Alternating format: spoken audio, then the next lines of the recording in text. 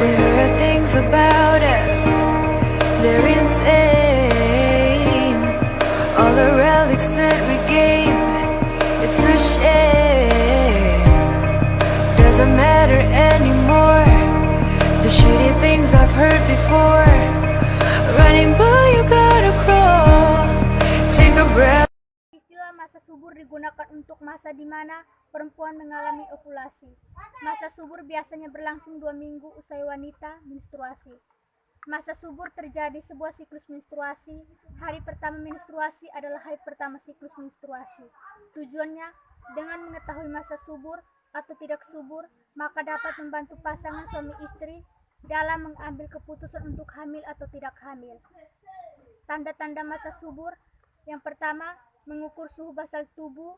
Yang kedua, memeriksa lendir mulut rahim. Yang ketiga, pemeriksaan ultrasonografi. Cara menghitung masa subur: masa subur hanya dapat dihitung jika seseorang perempuan memiliki siklus haid yang teratur.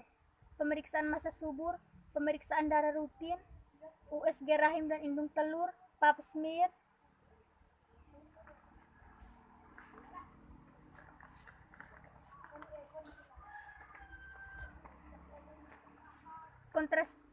kontrasepsi dengan metode sederhana, baik dengan alat maupun tanpa alat. Yang pertama, senggama terputus adalah metode keluarga berencana tradisional di mana pria mengeluarkan alat kelaminnya, penis dan vagina sebelum pria mencapai ejakulasi. Yang kedua, pembilasan pasca senggama, pembilasan vagina dengan air biasa dan air cuka atau tanpa larutan obat cuka. Kondom merupakan selubung atau selang karet. Cara kerja kondom: kondom menghalangi terjadinya pertahanan sperma dan sel dengan cara mengeras sperma di ujung selubung karet. Konseling KB. Konseling adalah suatu proses di mana seseorang membantu orang lain dalam membuat keputusan atau mencari jalan untuk mengatasi masalah melalui pemahaman tentang fakta dan perasaan yang terlibat di dalamnya. Jenis-jenis konseling KB: yang pertama, konseling umum, dapat dilakukan oleh petugas lapangan keluarga berencana. Yang kedua, konseling spesifik, dapat dilakukan oleh dokter atau bidan atau konselor. Yang ketiga, konseling pra dan pasca tindakan, dapat dilakukan oleh operator, konselor, dokter dan bidan. Tahapan konseling dan pelayanan KB dapat dibagi dalam tahapan sebagai berikut. Yang pertama, kegiatan KIE, kegiatan bimbingan, kegiatan rujukan, kegiatan KIP, komunikasi interpersonal dan konseling, inform consent, persetujuan yang dilakukan oleh klien atau keluarga atas informasi dan penjelasan mengenai tindakan medis yang akan dilakukan terhadap klien.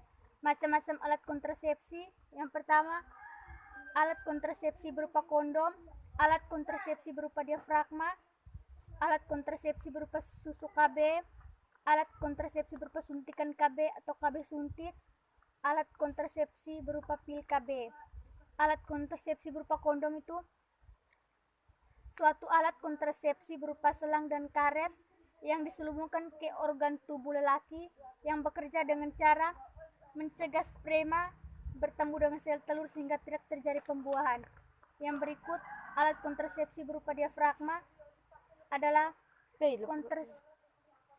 kontrasepsi barier yang tidak mengurangi kenikmatan berhubungan seksual karena terjadi skin to skin. Yang berikut, kontrasepsi berupa susu KB. Susu KB adalah alat kontrasepsi bawah kulit karena dipasang di bawah kulit pada lengan atas.